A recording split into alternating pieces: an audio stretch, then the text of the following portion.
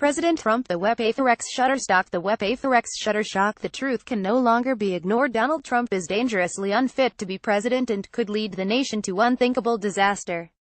So what are we going to do about it? The White House has become an adult daycare center, where the president's senior aides spend every single day trying to contain him. That terrifying bit of information was disclosed Sunday by Senate Foreign Relations Committee Chairman Bob Corker, R10, whose decision not to run for re-election has freed him to point out that the emperor is indeed naked. Look, except for a few people, the vast majority of our caucus understands what we're dealing with here, Corker told the New York Times. His colleagues in the GOP Senate majority understand the volatility that we're dealing with and the tremendous amount of work that it takes by people around Trump to keep him in the middle of the road. Trump treats the presidency as if it were a reality show and is so erratic that he could put us on the path to World War III. The shocking thing is that Corker is merely saying publicly what many others say in private. Trump is not qualified, by temperament or character, to exercise the awesome powers of the presidency. A man who acts like a bratty, vindictive child has been given the power to launch nuclear weapons. He has 3 years and 3 months remaining in his presidential term.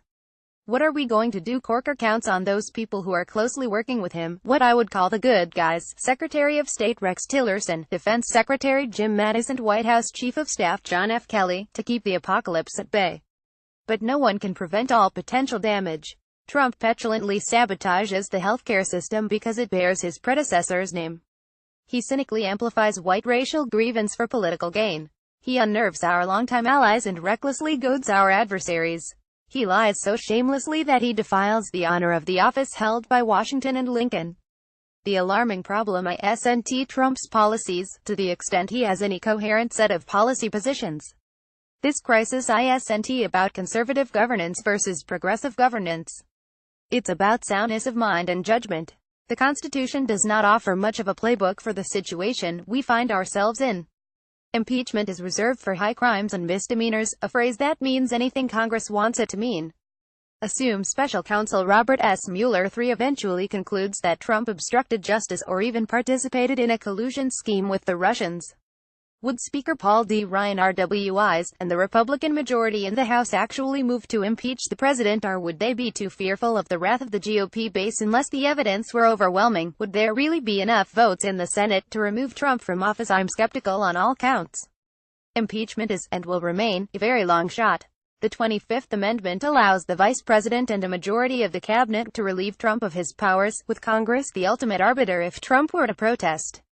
But this procedure, intended for when a president suffers, for example, a debilitating stroke, looks plausible only as a fail-safe mechanism if the president literally starts howling at the moon and trying to launch nuclear missiles. Let's pray it doesn't come to that. Our most likely course of action is containment.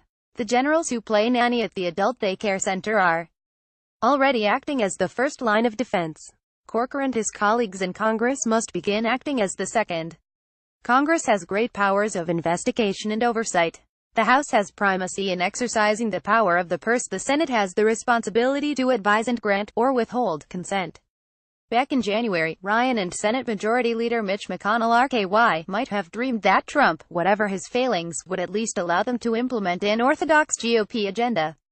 By now they must realize how wrong they were. Republicans need to stop talking and begin acting to constrain an out-of-control president. They probably want, however, which makes it imperative that Democrats win one or both chambers of Congress in 2018. Massive people-powered displays of resistance are stirring.